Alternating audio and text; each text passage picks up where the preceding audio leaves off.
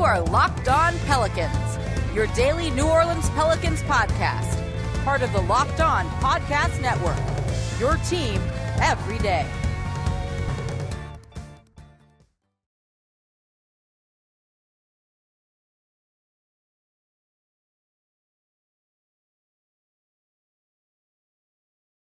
No audio. Okay, let's start that again then. Thank you for that, as I didn't realize it was on mute. Pelicans fall to the Atlanta Hawks as the offense falls apart in the third quarter. The Pels tried some different things, but did any of it work? Let's break it down in a live post-game episode of Locked On Pelicans. Let's go. Okay, the audio should be back, so we should be good now. Let me know how it sounds. It might be a little hot here, and that should be a little bit better. We don't need to play the intro again here. Is there still no audio? It should have it. You should have it going. It's looking good here. Let me know in the comments if the audio is working. It looks like it's working on my end. That's not ideal if that's the case here. Anyway, all right, I'm just going to keep talking. So the Pelicans fall.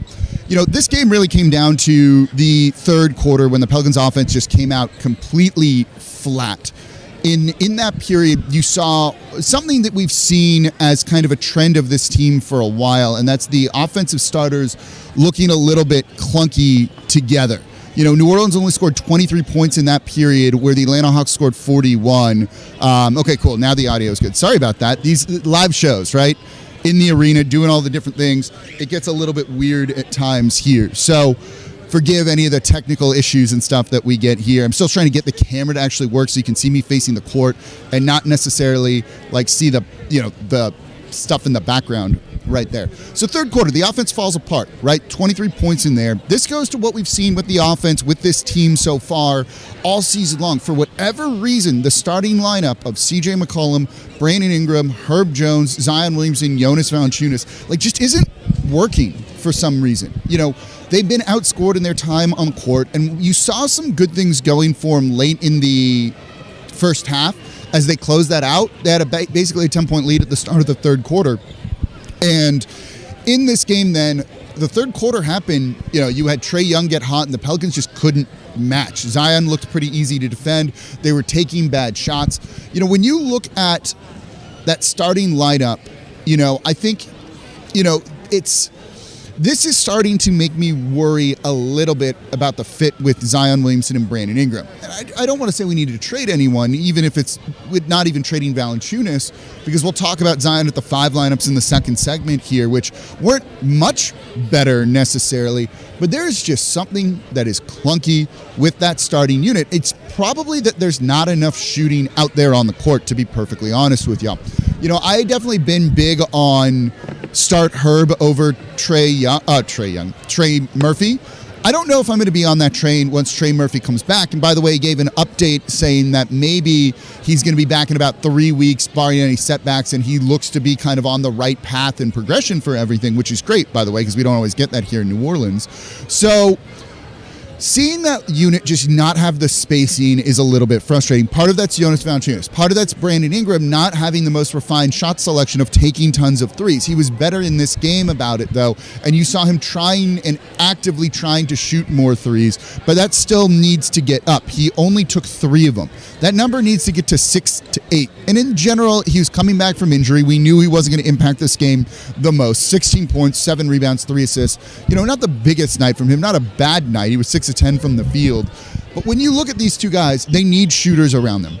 They have to have shooters around him. CJ was a little bit off in this game. You need to put Jordan Hawkins out there. It kind of screams for Zion at the 5, which they did do. And we'll get into that coming up in the next segment. This will probably be a bit of a shorter show. We'll react to some of your comments and everything, your quotes and all that here in the chat in the third segment, I think, here. So they were a little bit clunky. They need to figure that out because you got to win the starter minutes. When you have a big 3 of Zion Williamson, Brandon Ingram, CJ McCollum, you have to win those starter minutes, and this team, for the most part, isn't doing that. Some of the success they started to find as they closed the first half out was using Zion as more or less point Zion, and then having Brandon Ingram in the weak side off ball, usually in the corner or on the wing, and having him as an outlet.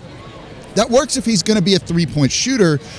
It doesn't work if you're looking for him to then drive and attack because the paint and the spacing is all messed up from what Zion Williamson was doing ahead of time. So that's where you start to see some of the clunkiness. When BI's on the weak side, it can work, but when you get out there and put him anywhere else out on the court with Zion with the ball, you're seeing spacing become a huge issue. And I don't want to rag on Brandon Ingram here because that's not what I'm intending to do.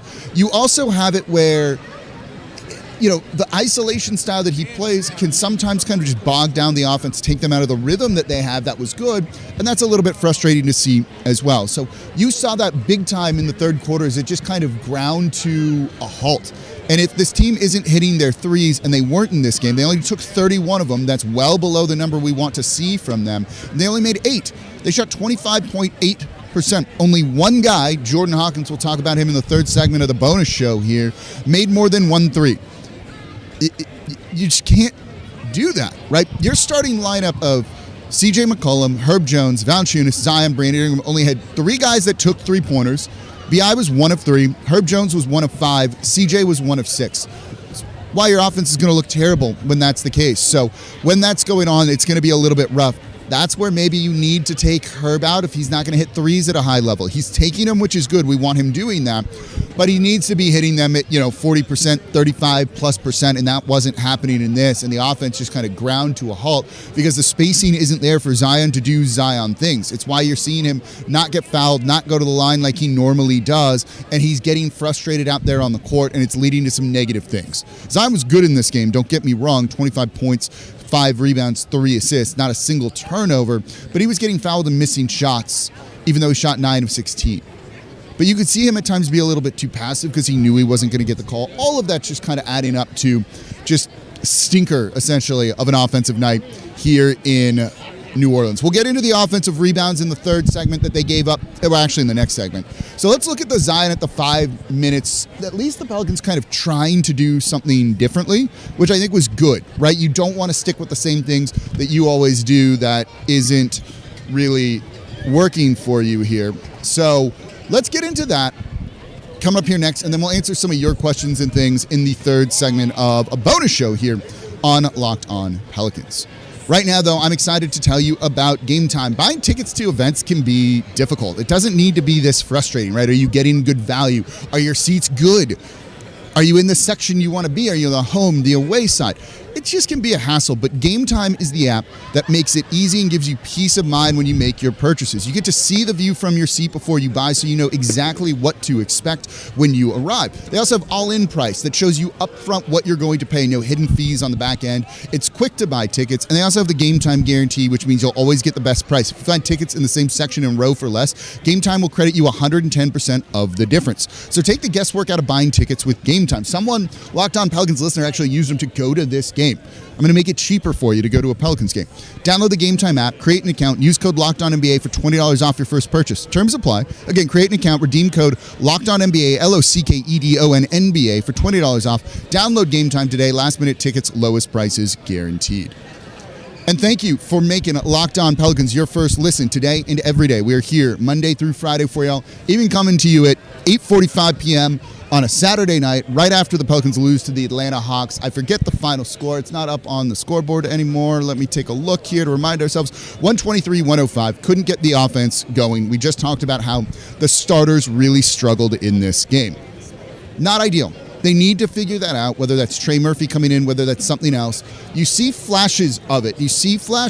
But it's not there entirely, right? Someone just said the movement on offense is very stagnant, but you see some flashes of good ball movement. They just need to consistently do that more, but that's only going to come with better spacing. Like, it's spacing. That's what this boils down to. Shooters. Trey Murphy's going to fix a lot of that, and there's reason to think there's reinforcements coming in him in about 3 weeks. I think he was on the broadcast, said he's expecting to be back. His rehab's going really well from the meniscus surgery that he had. So I'm excited that we'll get to see Trey Murphy back out on the court sooner rather than later, coming up in the next couple of weeks here. So they tried, so of course, become an everydayer. Listen to Locked On Pelicans Monday through Friday. We are the #1 Pelicans podcast, part of the Locked On Podcast Network, your team every day. I have no idea what that was. It sounded like they just shot a firework off in here, as they do it again. So you can see that I am truly live.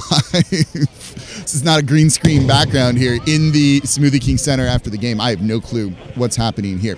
So yes, Trey will help a lot. One of the things they tried to do in this game too is Also, go with small ball lineups. We had heard at Media Day Willie Green talk about wanting to use Zion Williamson at the 5 as a small ball center, trying to kind of recreate a Golden State Warriors-esque death lineup, right? That featured Draymond Green at center without running a traditional big man out there. It allows you to play super fast. It allows you to get shots up, and that's something that the Pelicans truly are trying to do.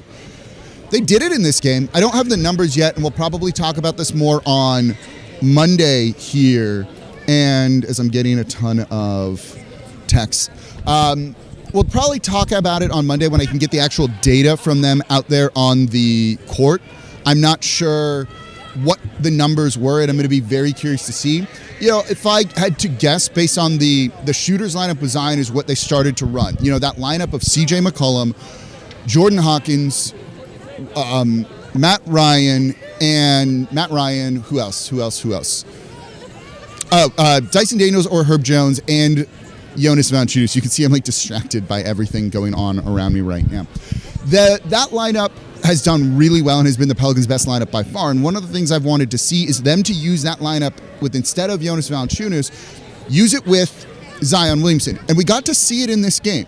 C.J. McCollum, Matt Ryan, Jordan Hawkins, Herb Jones or Dyson Daniels, and Zion Williamson. It's 3 shooters, a big, and a defender.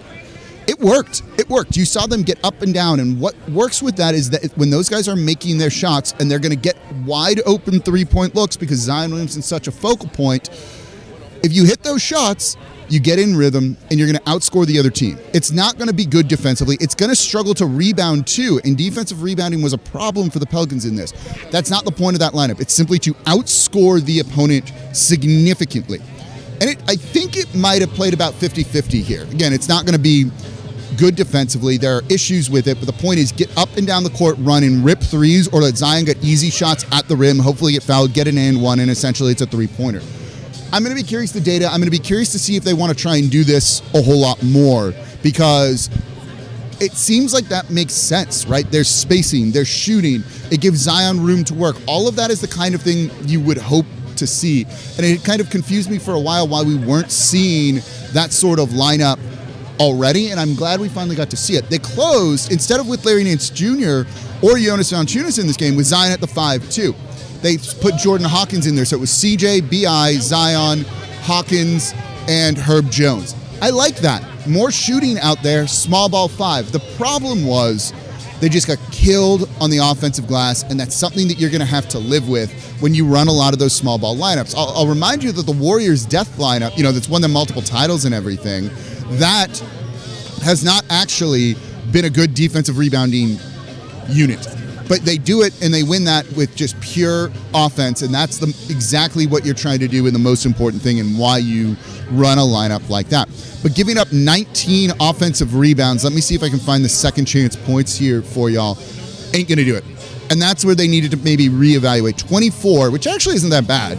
19 offensive boards, 24 second chance points. They were defending that pretty well. That, if that was closer to 30, we'd be maybe having a different discussion, but not ended up being the case. So that ended up being okay here. ABJ504 with the comment. Always going to call you out, my man. I appreciate you.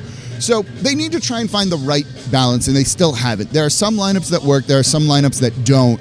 I'm glad they tried Zion at the 5, but I don't think they necessarily answered any of the biggest questions that we kind of have around this team right now about what they want to do or what they should be doing. So still some issues for them to kind of figure out. I think we got to dive into the data a little bit more of the film with those Zion at the 5, which is harder to do, right in the moment after a game.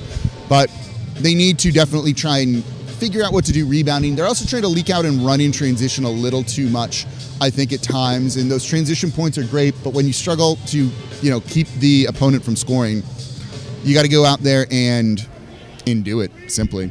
So yeah, defensive rebounding was a struggle, and this Pelicans have been struggling with defensive rebounding. You can see it with the roster construction and makeup. If they need the rebounding, they're going to need to find the right kind of center. It's not Larry Nance Jr., it's not Jonas Valanciunas for the style of play that they want. That's something that needs to probably be addressed sooner rather than later, and you have to imagine they're going to be working on this, and instead of waiting to the trade deadline, see if you can get a deal done soon. Gives you more time to evaluate that.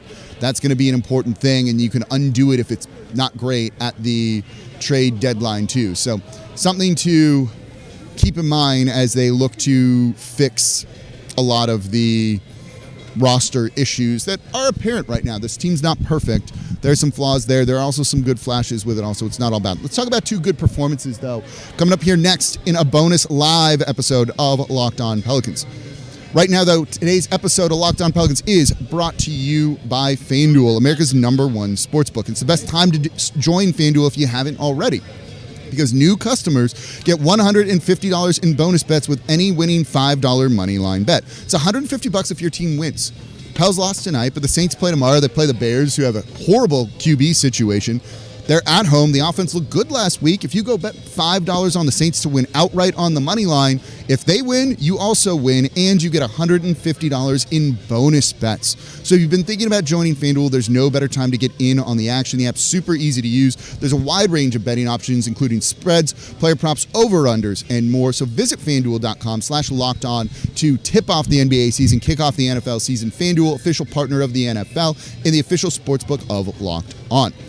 And thank you for making Locked On Pelicans your first listen today and every day. We are here Monday through Friday for y'all, breaking down everything you want to know about this Pelicans team. Coming to you live after games. We're going to be doing more of these. Clearly, the setup works, the stream works. So we'll be doing these during the week. For away games this week, I am in town, so we're going to go live after the away games too. So we'll be doing these live shows more to get the instant reaction, give you my thoughts, chat with y'all right after the game ends. These are a lot of fun, so I appreciate y'all joining me not late, but late-ish on a Saturday night after a Pelicans loss when you could be doing anything else. So it's awesome that y'all are here with me.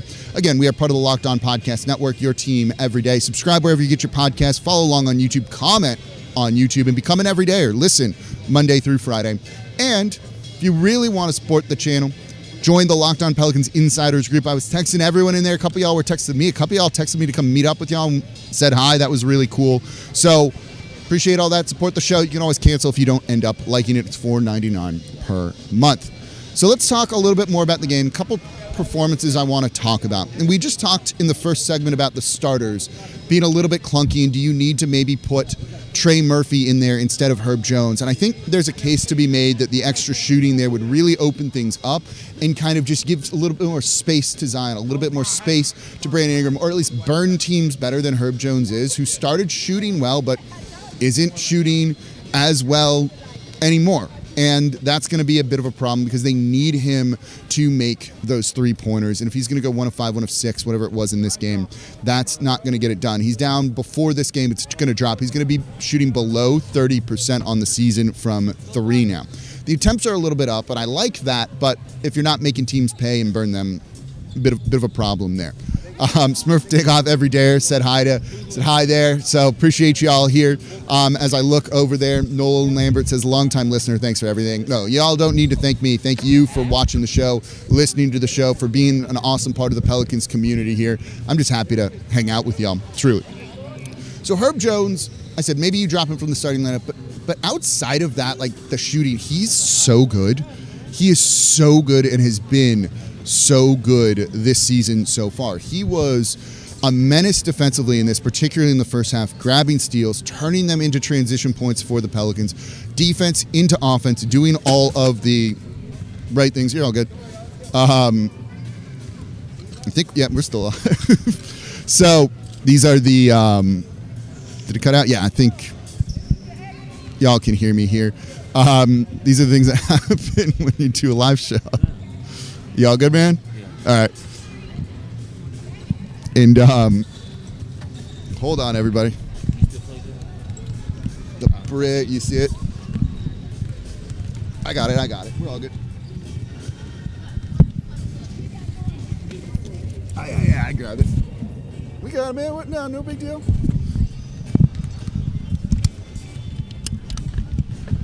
Okay, we're back here. Sorry about that, everybody. Things happen with the live show here. So Herb Jones was great defensively. I think 3 steals for him in this game. He had a block. He's blocked multiple three-pointers this year, which is just like a ridiculous thing to be able to do. And he's scoring in other ways, right? He had 11 points, I believe, in the first quarter of the first half. And he's getting downhill. They're attacking. They use him in space pretty well. Again, it goes to tell you about shooting and all of that you need more of that. And it gives him space to work and do some things. The problem is you can do that with the second unit. And so I think he's been really good this year, but the fit's getting a little bit, not weird per se, but they just got to use him in the right way. And, I think that's an important thing. They need to kind of figure out the right balance of all of that here. Jordan Hawkins here was also great in this game. 4 of 8 from 3. He's been a very pleasant surprise. He plays bigger, taller than you would think. I wasn't loving the draft pick. I said he's going to need to shoot incredibly well to really be out there on the court. He is. He also is grabbing rebounds and contributing in other areas, and it's been incredibly impressive to me overall. So I think those two really were the standout performances, other than Zion Williamson trying to kind of do the thing that he does. They do need to drop Kyra Lewis Jr. from the rotation. I would imagine that will happen once Jose Alvarado comes back. He played 10 minutes in this game, wasn't great. Matt Ryan, after a career high, gets kind of a lesser role, which was a little weird to me at times too. I think they need to kind of figure out the rotation a little bit better, but I think they were also mainly just trying to find what works. Like, what works? Is it a small ball lineup? You probably then do need to have Matt Ryan out there more. So this game kind of gives us more questions than answers on everything. So we'll see. It's still work in progress for the team. Good thing is they're 4-2, right? They've done a good job here overall of taking care of business. The West is tough. You have a winning record. Look at the Memphis Grizzlies at 0-6 and a couple of other teams that are struggling there. So still work in progress. And again, this team isn't even coming close to tapping into their full potential. So there's a lot of room for improvement. There's reasons to think they'll figure it out. They are getting some shooting and things like that. All of that's great. So disappointing loss, but how it goes sometimes. So we're going to wrap it up here for the live bonus episode of Locked On Pelicans. We saw just things happening while we do it live here in the arena. It's all good, though. So I appreciate you all spending time with me on this Saturday night. We'll be back on Monday with a new show. We'll probably look at, and I see someone mentioning it here, why isn't Zion getting calls, and say a guy like Trae Young is. I want to look at that Zion at the 5 lineups and the numbers behind him. So we're going to have a lot to talk about coming up on Monday's episode of Locked On Pelicans. This is the Locked On Pelicans podcast, part of the Locked On Podcast Network, your team every day. As always, I'm your host, Jake Madison, at NOLA Jake on Twitter. And I'll be back